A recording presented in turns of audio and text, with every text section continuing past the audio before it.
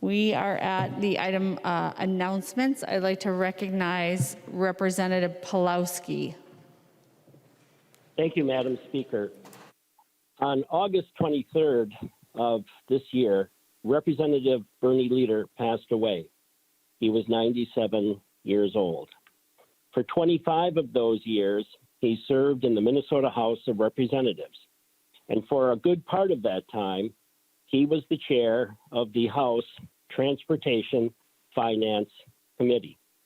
It is there that he set a standard for transportation finance bills and budget bills that are still referenced to this day in committee and on the Minnesota House floor. He probably now, though, is equally known as the last World War II veteran to serve in the Minnesota House of Representatives. And the irony of that is that over those 25 years he served, he rarely, if ever, mentioned his service in World War II. For those of you that did not serve with Representative Leader, or after he left the House, were able to participate in the presentations that he did on his service in World War II, they were spectacular. He would get up and talk for 2 hours about his service in World War II. He would start when he landed in Calais the day after D-Day and how he fought as an infantryman through northern France, into Belgium, and then into Germany. It was a startling performance. I had the opportunity several times to witness Representative Leader, and each time I was usually one of them that was riding with him to wherever he was going to go. He would tell us that he was apologizing in advance, that there probably wouldn't be many people at this event, and that it was very nice of us to accompany him. And each time we went, they were bringing in chairs for the overflow crowds.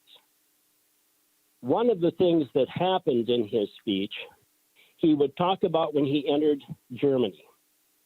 And he was part of the infantry that would liberate the concentration camps.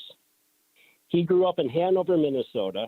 He spoke fluent German, and he was asked to help the survivors of the concentration camps adjust themselves into what would hopefully become ordinary life. He never thought very much of it. He just did it because he spoke German. I believe that when I'm finished, Representative Hornstein will articulate in detail the reaction of the state of Israel to what Representative Leader did for those survivors of the concentration camps. When I was asked by his daughter Jane to be a pallbearer at the graveside service on September 19th, I asked for some details as to what we were going to do. And she said, well, we're still working those out. I told her that I would hope they would be worked out, because if we goof this up, I know I would hear Bernie's voice coming out of the coffin saying, guys, if you put me down, I'll show you how to do this properly. She laughed and said, yes, that would be exactly what her father would do. I'm going to conclude today with the same couple of things that were in Bernie's obituary. First, occasionally, treat yourself to a little chocolate. And then always, always exercise your right to vote. Madam Speaker, I think that there is at least one other member who would wish to speak. Thank you. Representative Hornstein. Thank you, Madam Speaker, and thank you for that wonderful tribute, Representative Pulowski. I am deeply saddened by the death of Representative Bernie Leader. He was my friend and mentor on transportation issues, but also exemplified to our state what it means to approach public service with integrity, decency, compassion, and civility. But this afternoon, members, I want to share with you a story about Representative Leader that did not take place in this chamber or in his home district of Crookston. My story takes place at Israel's Holocaust Memorial, Yad Vashem. Bernie and I traveled to Jerusalem as part of a legislative delegation to the region in 2009. Prior to leaving on the trip, Bernie told me a story about his service in the Army's 102nd Infantry Division during World War II.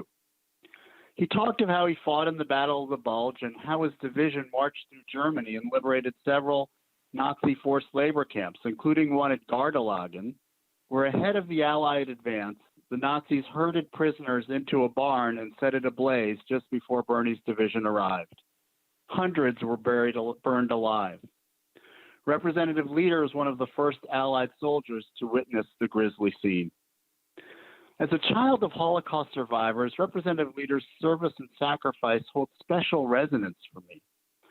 So when I found out he would be joining our legislative trip, I told Bernie's story to the museum officials at Yad Vashem. And after hearing that story, the museum wanted to honor their special visitor from Crookston. They proposed a ceremony during our visit, and during that event, the museum's director thanked Representative Leader for his service as a liberator. And Representative Leader then laid a wreath at Yad Vashem's Hall of Remembrance. I will never forget that powerful moment. Bernie, then 86 years old, laid that wreath, then took 2 steps backward, faced the wreath, and then gave a soldier's salute. And I can tell you, Madam Speaker and members, there was not a dry eye in the house. Last summer, just over a year ago, I visited Bernie in Crookston. It was the last time I saw him. We spent a fantastic day together, and we talked more about his military service in Germany. I mentioned to him that I was going to be visiting the Bavarian town of Deggendorf, where my parents met at a displaced persons camp, as part of my ongoing interest in my family's history. With a sparkle in his eye, Bernie then told me that he was stationed in Deggendorf after the war. Amazing, I said. When exactly? I asked Bernie. 1946, he answered. And I told him that was the year my parents lived in the camp there.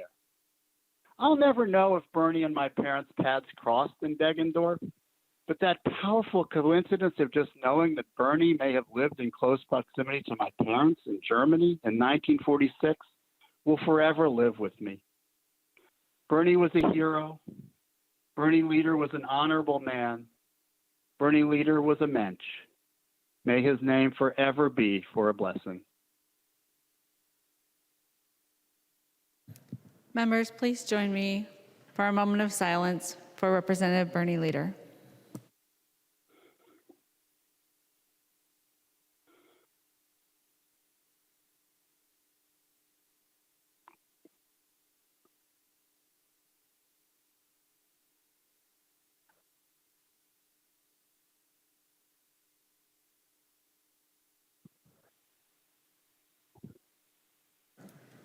Representative Winkler.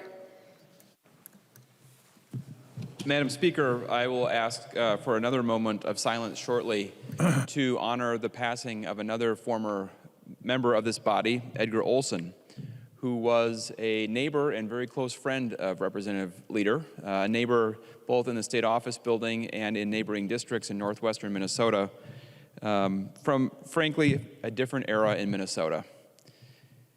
Representative Edgar Olsen was 82 when he passed away from a brief illness on Thursday, August 20th. He was raised in rural Foston on the family homestead and grew up speaking Norwegian, learning English only when he began attending the Sunnyside Country School. He attended the Foston High School and graduated in the class of 1955, where he was an active member of 4-H and FFA and played football and basketball. He briefly attended NDSU and returned to farming full-time. Edgar met his first wife, Phyllis Marquardt, at the 1956 Minnesota State Livestock Show in St. Paul. They were married in 1957 and made their home on their family homestead in Foston. They had 2 children, Christine and John, and unfortunately, Phyllis passed away in 1991. During his life, Representative Olsen was an active leader in the local community, from 4-H and FFA to the Bethlehem Lutheran Church, the East Polk County Fair, Red River Valley Winter Show Boards, and the Garden Valley Telephone Board. Having been politically active within the Democratic Farmer Labor Party through his life, Representative Olsen was elected to the Minnesota State House in 1984, and represented District 2B. He served in the legislature until 1998. Representative Olsen met his second wife, Julie Blyle, through their shared interest in agriculture and politics. The couple were together for many years and most recently resided in Madison and Roseville, Minnesota. Edgar and Julie enjoyed traveling, especially trips in Australia, New Zealand, and Norway. Members, this has been a challenging day in the Minnesota House of Representatives, and I think it's good for us to end on remembering the service of two distinguished members of this body. I'd ask for a moment of silence. Members, please rise for a moment of silence for Edgar Olsen, former Representative Edgar Olsen.